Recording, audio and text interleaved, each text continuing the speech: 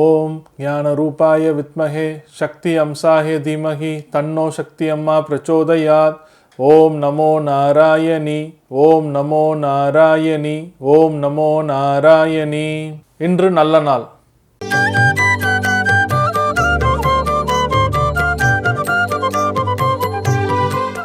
இன்று பிப்ரவரி மாதம் திங்கள்கிழமை 19/2/2024, சோபகிருது ஆண்டு மாசி 7. நல்ல நேரம் காலை 6:30 மணி முதல் 7:30 மணி வரை, மாலை 4:30 மணி முதல் 5:30 மணி வரை.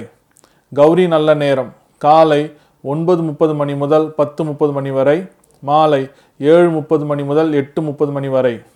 ராகு காலம் காலை 7:30 மணி முதல் 9 மணி வரை. குளிகை காலம் மதியம் 1:30 மணி முதல் 3 மணி வரை. யமகண்டம் காலை 10:30 மணி முதல் 12 மணி வரை. கும்ப லக்னம் இருப்பு 3 நாழிகை 47 வினாடி. சூரிய உதயம் காலை 6:33.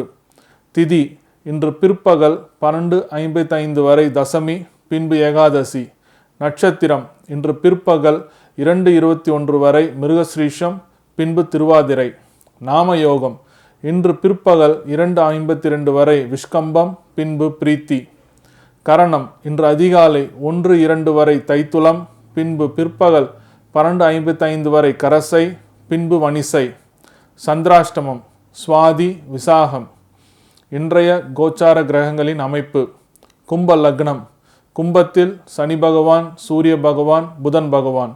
மீனத்தில் ராகு பகவான். மேஷத்தில் குரு பகவான். மிதுனத்தில் சந்திர பகவான். கன்னியில் கேது பகவான். மகரத்தில் செவ்வாய் பகவான், சுக்கிர பகவான். இன்றைய கோச்சாரங்களின் அமைப்பு. கும்ப லக்னம் கும்பத்தில் சனி பகவான், சூரிய பகவான், புதன் பகவான். மீனத்தில் ராகு பகவான். மேஷத்தில் குரு பகவான். மிதுனத்தில் சந்திர பகவான். கன்னியில் கேது பகவான். மகரத்தில் செவ்வாய் பகவான், சுக்கிர பகவான்.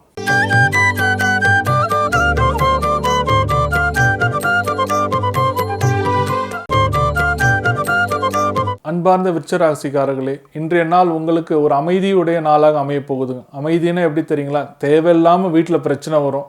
அப்போது நீங்கள் வாக்குவாதம் பண்ணுறதோட அமைதியாக இருந்துட்டிங்கன்னா அந்த பிரச்சனைக்கு அப்பயே முடிவு கிடச்சிரும். நீங்கள் ஏதாச்சும் அவங்களுக்கு அட்வைஸ் பண்ணுறேன்னு சொல்லிட்டு, இல்லைன்னா அவங்களோட ஆர்கியூமெண்ட்டில் நீங்களும் உங்களோட வார்த்தைகளை விட்டுட்டிங்கன்னா அது பெரிய பூகம்பம் வரத்துக்கு உண்டான வாய்ப்புகள் அதிகம். அதனால் வீட்டு பிரச்சனை இருந்தால் அமைதி காக்கவும் இதுவே நல்ல ஒரு செயலாக இந்த நாள் அமையுங்க.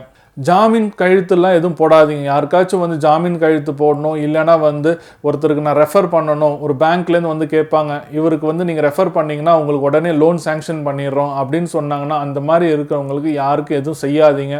ஜாமீன் கழுத்து போடாதீங்க, வாக்கு கொடுக்காதீங்க. இவர் எனக்கு தெரியும், இவர் எனக்கு ரொம்ப நாளாக பழக்கம் உள்ளவர் அப்படின்னு சொல்லுவாங்க.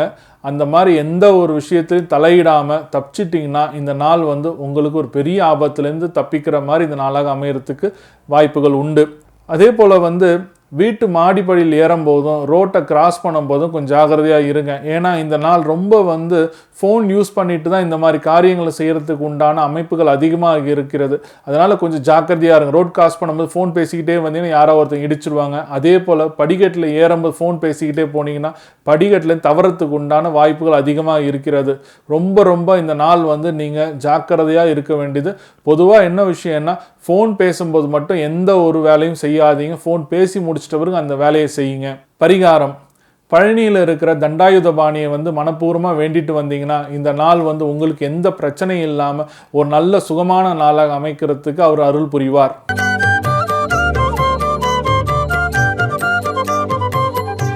கனவுகளும் பலன்களும். இன்னைக்கு நாம கனவுகளும் பலன்களும் பகுதியில் பார்க்க போகிற கனவு என்ன தெரியுங்களா?